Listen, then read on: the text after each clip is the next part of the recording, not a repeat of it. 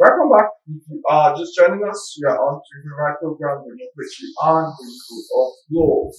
So we look at the second topic, the Revitalization of the electoral process. Yes. Of course, so many people have known the longest amount that you need to spend for you to contest for any electoral position in this country. And have to talk of the vote associated vote buying. That goes into the process, Yes. all the exorbitant legal fees, Yes. that you have to spend after you must have won or lost the election. Yes. That seems to also be the third leg of our electoral process. So what do you have to say about that? Yes, all I have to say is that the body that is responsible for election, party formation, and all that, which is INEC, is failing in the area of monitoring the political parties. Because recently, one of the political parties, I wouldn't want to name that party, came out to say that for a member of that party to vie for House of Representatives, to collect the form, the person must pay 500 million naira. And then the person must also pay 1 billion for purposes of litigation, in case there will be litigation. Of course, there has always been litigation.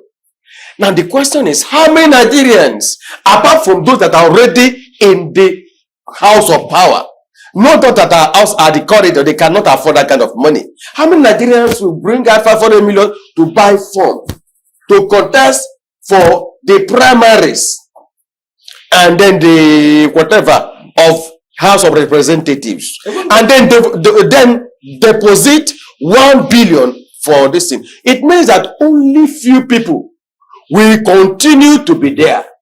They will just continue to recycle themselves, because the money they collect is enough for them to even buy 10 forms. If they need to buy 10 forms, 500 million into form, they can afford it. You mean the money they pay them? They pay office holder what?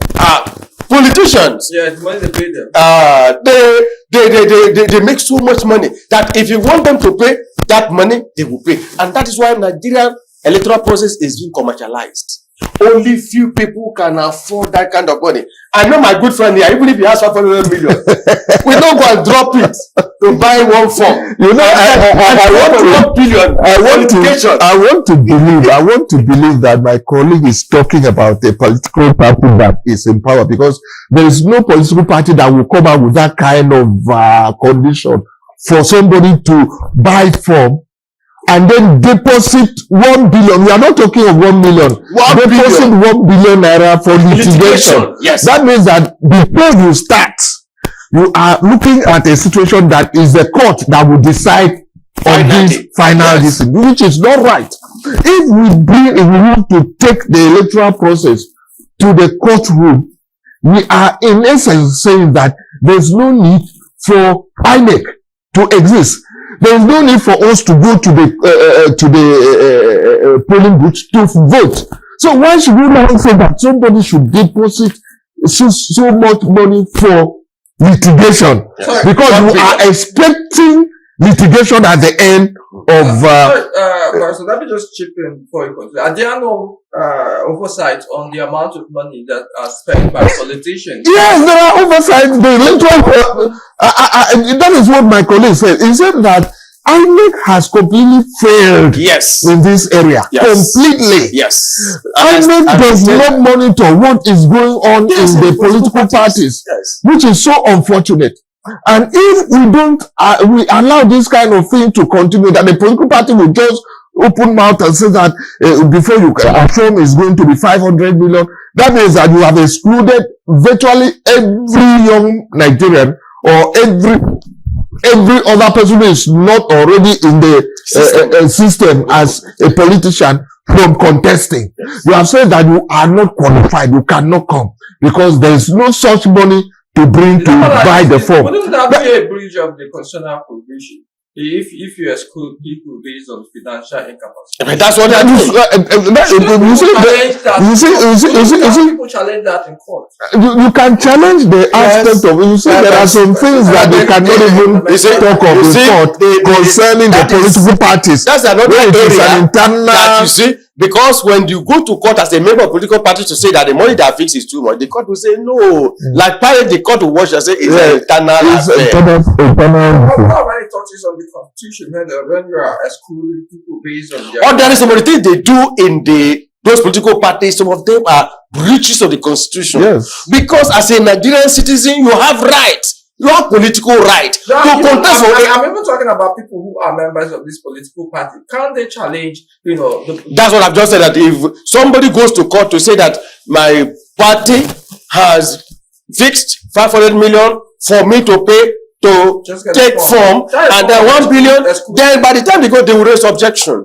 That the issue is not justiciable because it's an internal affairs of the party, and the person will go home just crying without solution. Whereas the court has no jurisdiction. Yes, because they made it so. Whereas it's not supposed to be so. It is a fundamental right, it's a constitutional issue. And that's why we're saying that it is necessary for those things that the political parties do in their respective political parties should be questioned in the court of law. The constitution makes a right for you to belong to an association. But you have to abide by the conditions of the association. So that one is no longer fundamental right. For you to contest election into a particular district is no longer fundamental right. You see, if the constitution of the party excludes a section which we consider poor, a section of a segment that can be challenged. If the constitution discrimination, yes, if the constitution of a political party discriminate against, you can challenge that one successfully by the decision of God. Yes. I mean, by virtue of the amount they pay for the form. Yeah, by virtue that is not that amount for excluding a section. The poor people. Are you going to? You are going to say that you are poor. So they are saying that it's only those people that are capable that should come. But unfortunately, what they are doing is completely excluding those who would have been interested to do this thing for the purpose of changing the system. They don't want those people to come. They want people who are able to compromise situations, who are already in the system and are ready. When you look at other jurisdictions, the court has gone beyond. Because when you look at 500 million, that is beyond reasonable man's contemplation of what you're doing. So and 1 billion. And 1 billion. That's 1.5 billion. How much are you going to earn? The salary of an average Nigerian is about 70,000. So how many years are you supposed to work? They don't want the civil servants. Talking about the court. Civil servants are excluded. All the lecturers in various universities are all automatically excluded. Every other person is excluded, except the money back, the politicians. It's so unfortunate. But I think that somebody can try to challenge this situation in court and see what the court will rule on. Because I know that there are certain situations that the court will look at and believe that it has jurisdiction to interfere in the system and in the situation or intervene in the situation. So I believe if somebody has the mind to contest, had been preparing to contest, and by reason of this condition, he is unable to contest, he can challenge that condition in court and see whether he will get through. But I can assure you from our own experience in the court system, it will definitely be like somebody said, his ambition is dead on arrival.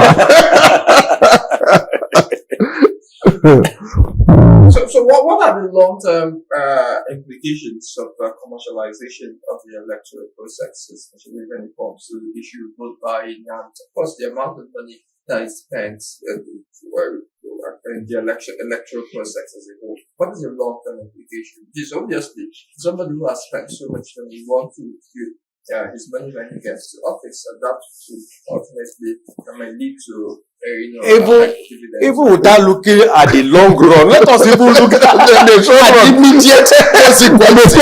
Somebody who has invested 500 million and the first thing that we want to get out, he will be in the system to crush anything that will stand on his way.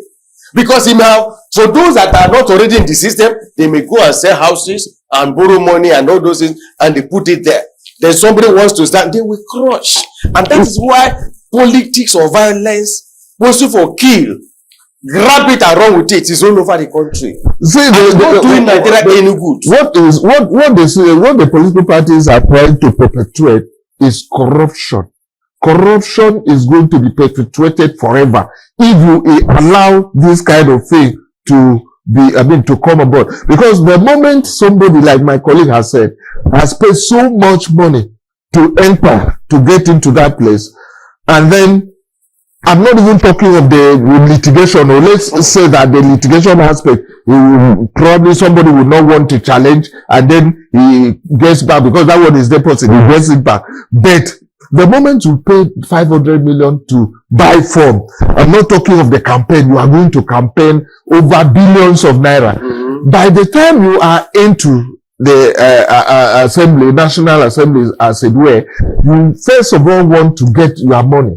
Yes. Give it back to where you brought it out before you start thinking of how to get more money, because more money must come to add to this one for the next one, and then the interest of the money that you had already spent. So what the parties are doing is to perpetuate corruption in the system, and this must stop.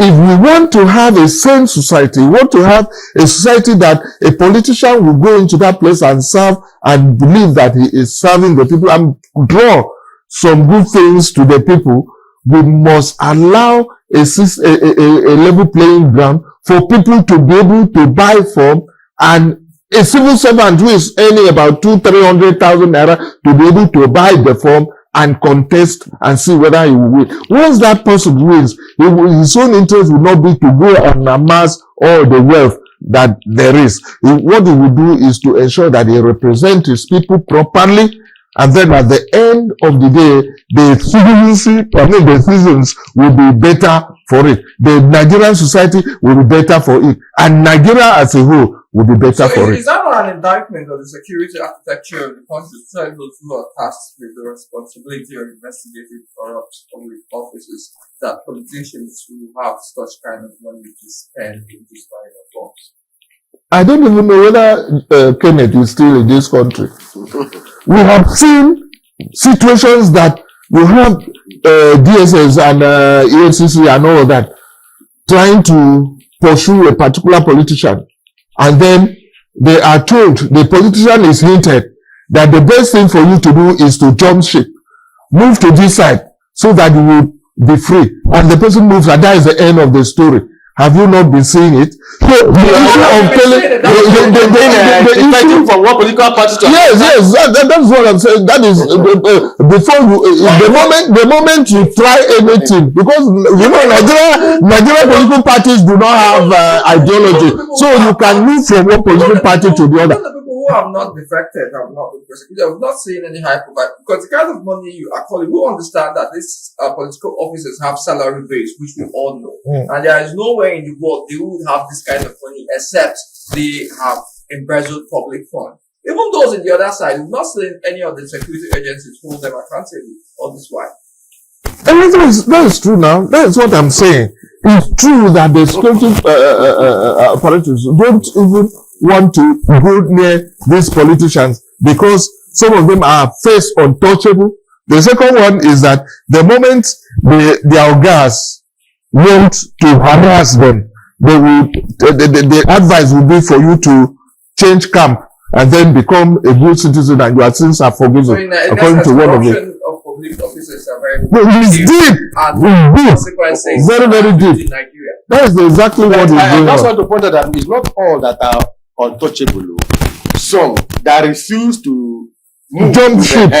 They usually end up in the FCC office and being prosecuted. Some past governors. Yeah, but we're not seeing any subject terms in recent. Because there is no someone who wants to remove. once they come after you, you move. Some even move with the whole cabinet. We're almost out of. This is where we will really continue today. Episode of democracy, out the rule of law. So at the same time, let's look at more exciting stories, and also do follow us on all our social media. Favor.